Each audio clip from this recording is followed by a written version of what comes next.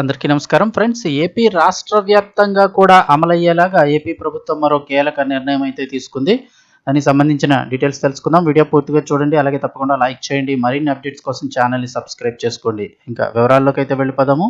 ఆంధ్రప్రదేశ్ కూటమి ప్రభుత్వం మరో కీలక నిర్ణయం తీసుకుంది. రాష్ట్రంలో అత్యవసర వైద్య సేవలను మరింత మెరుగుపరిచే దిశగా ఆంధ్రప్రదేశ్ ప్రభుత్వం కీలక నిర్ణయం తీసుకుంది. రోడ్డు ప్రమాద బాధితులకు 1,50,000 వరకు కూడా ఉచిత వైద్యం అందజేయాలని నిర్ణయించింది. కేంద్ర ప్రభుత్వ పథకమైన పీఎం రాహత్ పథకం కింద రోడ్డు ప్రమాదాల్లో గాయపడిన వారికి 1,50,000 వరకు ఉచిత వైద్య సాయం అందజేస్తామని శనివారం ప్రకటించింది.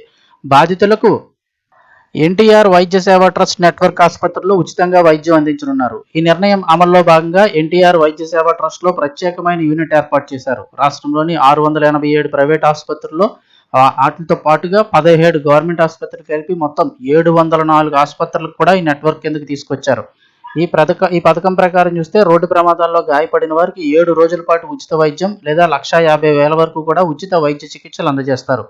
బాధితుల యొక్క ఆర్థిక పరిస్థితి, నివాస ప్రాంతంతో ఎటువంటి సంబంధం లేకుండా ఉచితంగా వైద్య సౌకర్యం అందజేస్తారు. అంటే మీరు ఏదో ఊరు వెళ్ళినప్పుడు ఎక్కడైనా పొరపాటున ప్రమాదవశాత్తు మీరు యాక్సిడెంట్ అయినట్టు అయితే కనుక మీ ఏరియాకి తీసుకువెళ్ళాలి, అక్కడెక్కడ లేదు, రాష్ట్ర వ్యాప్తంగా ఎక్కడైనా ఉచిత వైద్యం అయితే అమలు చేస్తారు.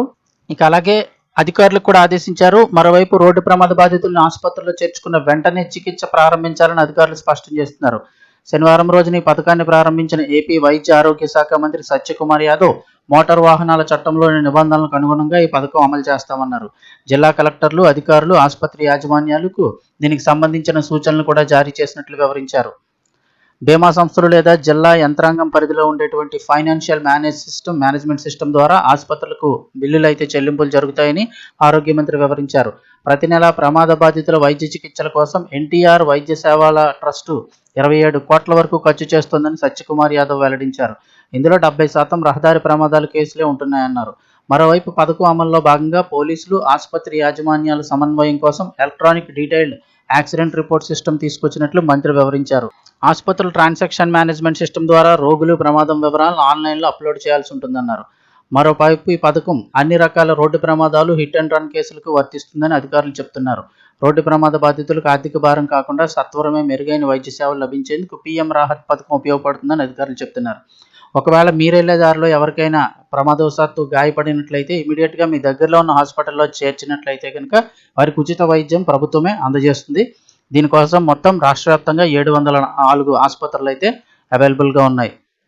ఇన్ఫర్మేషన్ వస్తే తప్పకుండా లైక్ చేయండి. మరిన్ని అప్డేట్స్ కోసం ఛానల్ని సబ్స్క్రైబ్ చేసుకోండి.